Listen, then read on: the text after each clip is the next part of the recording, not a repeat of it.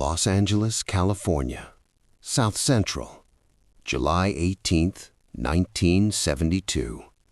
A Tuesday afternoon thick with summer heat. A narrow side street, a modest building, no signage, no advertisements, just a reinforced steel door fitted with a buzzer and a watchful security lens. This is Muhammad Ali's private training sanctuary, not the bustling Fifth Street gym in Miami, not a venue for press spectacles. This is where Ali retreats when he wants silence. No flashbulbs, no reporters, no audience. Inside, the space is austere. One ring anchored in the center. Heavy bags swaying faintly along the walls. Speed bags, double-end bags. A small office tucked into the corner. Concrete floors, high ceilings, fluorescent lights humming overhead. The air smells of leather and perspiration.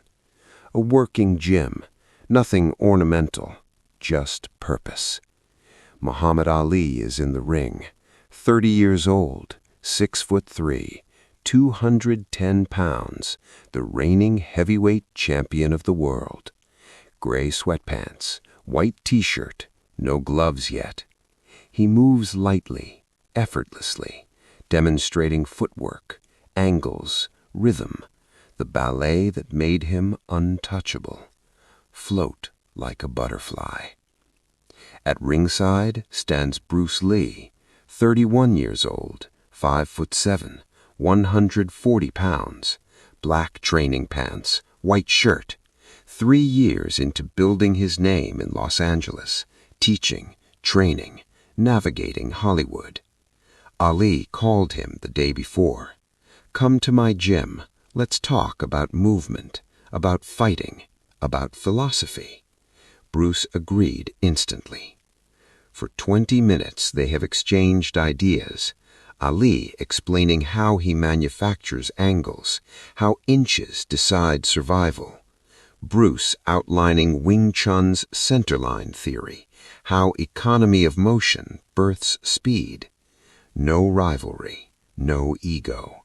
Two masters comparing systems. Angelo Dundee is present as well. 51, tracksuit, at the equipment table, wrapping Ali's hands for the heavy bag session that will follow. Angelo has weathered everything with him: titles, draft resistance, exile, resurgence, family. The door is locked, always locked. Since 1967, since Ali refused induction and said, "I ain't got no quarrel with them Viet Cong," the threats have never ceased. Letters, phone calls, accusations of treason, promises of violence. Most are empty, some are not. The FBI keeps a file. Security is constant. This gym exists to prevent proximity. But today, proximity arrives. The door opens. No buzzer, no approval.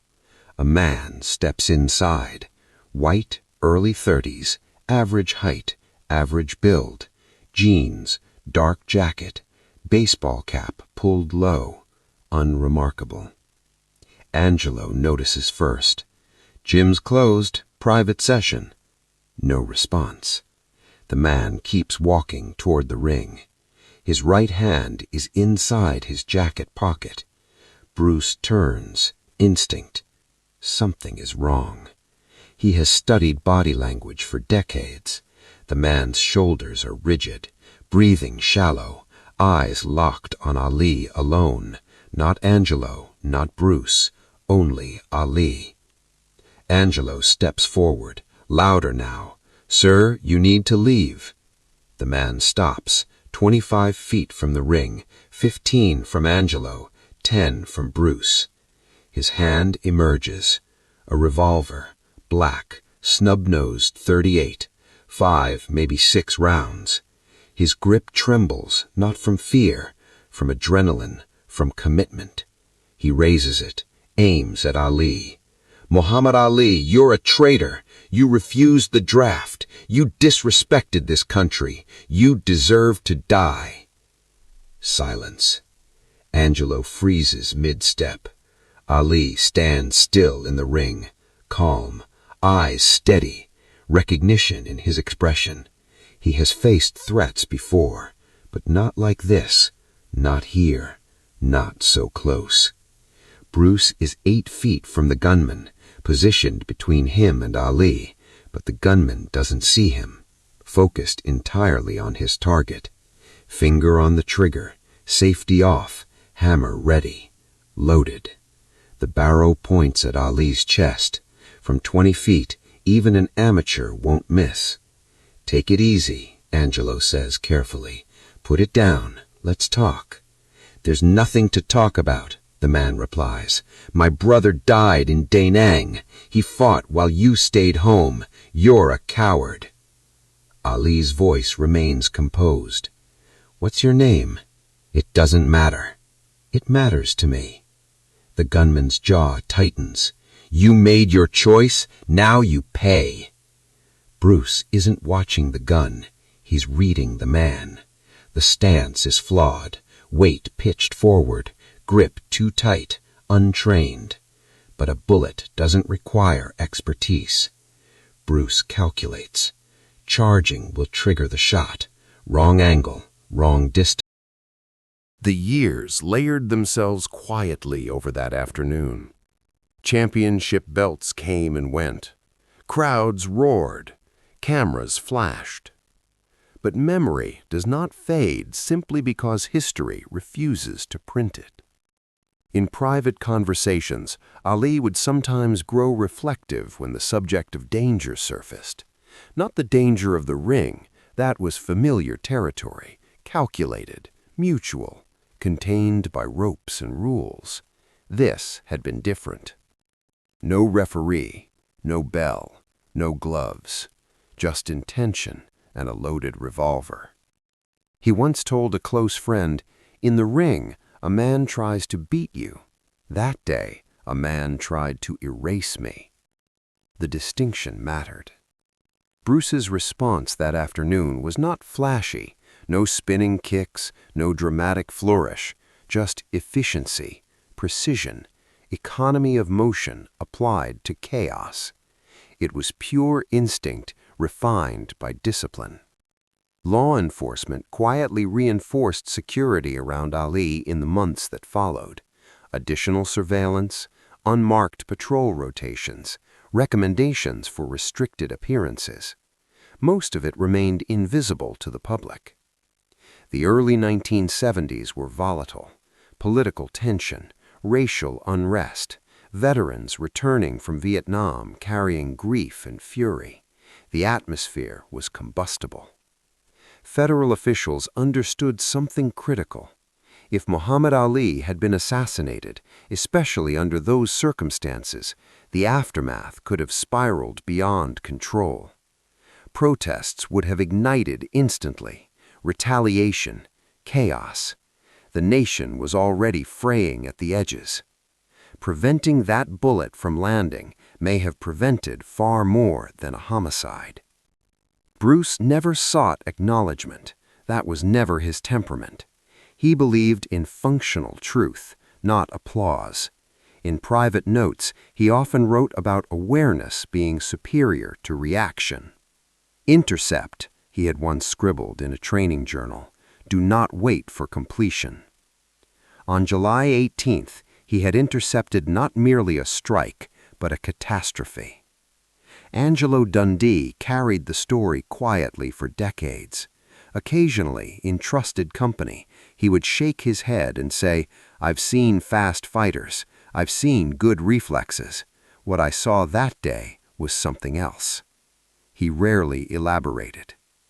Ali and Bruce continued their mutual respect until Bruce's passing in 1973. Their exchanges afterward were limited to memory. When Bruce died, Ali reportedly fell silent for a long time after hearing the news. Loss has a way of reopening unspoken gratitude. He attended to his own career, The rumble in the jungle, the thriller in Manila, triumph and punishment woven together. His legend expanded. But legends are built on visible victories. The unseen ones often matter more. As Parkinson's gradually constrained his body in later years, Ali's speech softened, slowed. Yet when asked privately about courage, he did not reference knockouts or titles. He spoke about standing for belief, about consequence, about the cost of conviction, and sometimes, quietly, about timing. In 1996, when he lit the Olympic flame in Atlanta, millions watched a trembling hand steady itself against history's weight. It was a global moment of reverence. Few knew that 24 years earlier, that very life had hung on the arc of a thrown metal stand. After Ali's death in 2016, fragments of archived material resurfaced through investigative requests, redacted pages, partial confirmations, mentions of an unnamed martial artist who disrupted an assassination attempt. Still no full disclosure. Some truths remain sealed not because they lack importance, but because their implications remain sensitive. In the end, the story is not merely about violence prevented. It is about perception. Bruce Lee understood micro-movements, the tightening jaw, the breath hitch, the fractional shoulder lift before intention becomes irreversible. Ali understood presence, how to stand unflinching in the face of hostility. That afternoon required both. One man remained calm under the barrel. One man moved before the barrel aligned. History continued. The ceiling was repaired. The gym eventually changed hands. Time advanced as it always does. But somewhere in federal storage, under classification codes and numerical indexing, rests documentation of a moment that altered potential history. A gunshot redirected, a conspiracy dismantled, a future preserved. 2 seconds. Measured by a clock, insignificant. Measured by consequence, immeasurable.